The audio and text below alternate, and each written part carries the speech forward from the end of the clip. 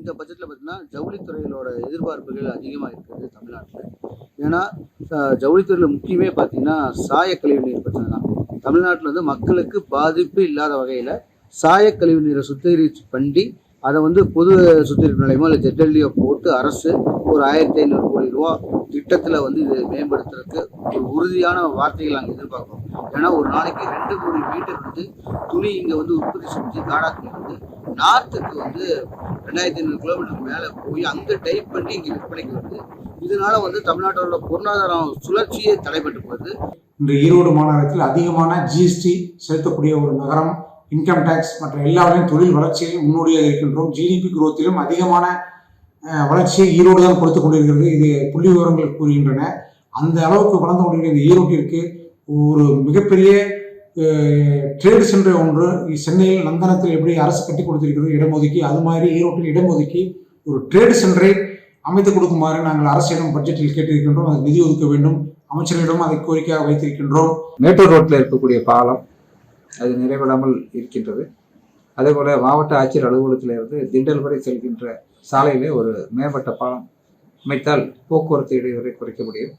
ரயில் நிலையத்திலிருந்து மூலப்பாளையம் 4 ரோட்டை இடிக்கின்ற வகையில் ஒரு ஓவர் பிரிட்ஜு ரயில்வே லைனுக்கு மேலாக அமைத்தால் அந்த இடத்துல போக்குவரத்து நெரிசலை குறைக்க முடியும்.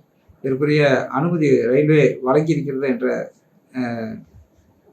நல்ல செய்தியும் வருகிறது.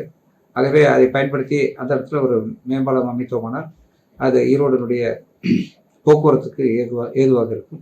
பட்ஜெட்டின் மூலம் மக்களுக்கு எந்த விதமான நல்ல விஷயங்களை கொண்டு சொல்ல வேண்டும். வருவாய்க்கும் செலவினங்களுக்கும் இருக்கக்கூடிய அந்த இடைவெளியை எப்படி குறைக்க வேண்டும். வரி சாராத வருவாய்களை பெருக்க வேண்டும். அதன் மூலம் அரசுக்கு வருவாய் அதிகமாக இருக்க வேண்டும். இன்னும் சொல்லப்போனால் விவசாயத்துறையை மிகவும் கவனிக்க வேண்டும்.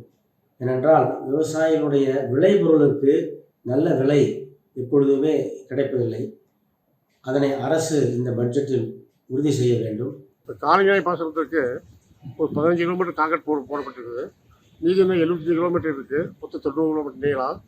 இது 75 கிலோமீட்டருக்கு வந்து அரசு மீதியை கான்கிரீட் போட்டு கொடுத்தா தனியாக வந்து கடமடை நடுமடை ஈஸியாக பாயிடலாம். ஒரு கோரிக்கை. இப்போ நாங்கள் வந்து கடன் வாங்கிட்டு கடன் தள்ளுபடி கேட்டுக்கிறோம். எங்களுக்கு இலவச மின்சாரம் வேண்டாம், தள்ளுபடி வேண்டாம்.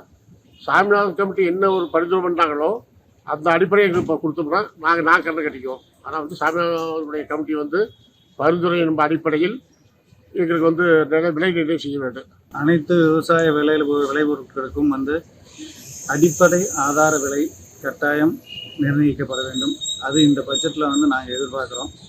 விவசாயிகளோட வாழ்வாதாரம் வந்து அப்போ தான் வந்து ஒரு நிலைப்பாட்டில் இருக்கும்.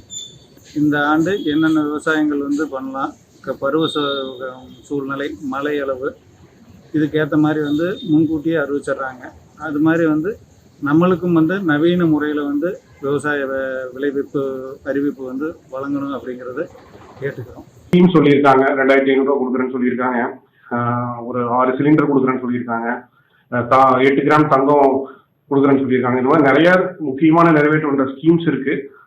ஸோ அதுக்கு எப்படி என்ன பண்ண போறாங்க, அதோடைய பிளான் என்ன, இப்போ இந்த பட்ஜெட்ல முழுசா நிறைவேற்றினாலும் அதை அடுத்தடுத்த ஆண்டுகளை பண்றதுக்கு இந்த வருஷத்துலேயே நிதி வந்து சரி செஞ்சா மட்டும்தான் முடியும். அதுக்கு அவங்களுடைய பிளான் என்ன. இதை விட ரொம்ப முக்கியமான விஷயம், அந்த ஸ்கீம்ஸை விட நாங்கள் எதிர்பார்க்குற முக்கியமான விஷயம் இன்ஃப்ராஸ்ட்ரக்சர்ல பார்த்தீங்கன்னா நிறைய இன்வெஸ்ட் பண்ணி ஆல்ரெடி வருவாயே நம்ம பற்றாக்குறையாக இருக்கும்போது இன்ஃப்ராஸ்ட்ரக்சர்ல உட்கட்டமைப்புல வந்து என்ன பண்ண போறாங்கிறது மிகப்பெரிய கேள்விக்குறியா இருக்கு.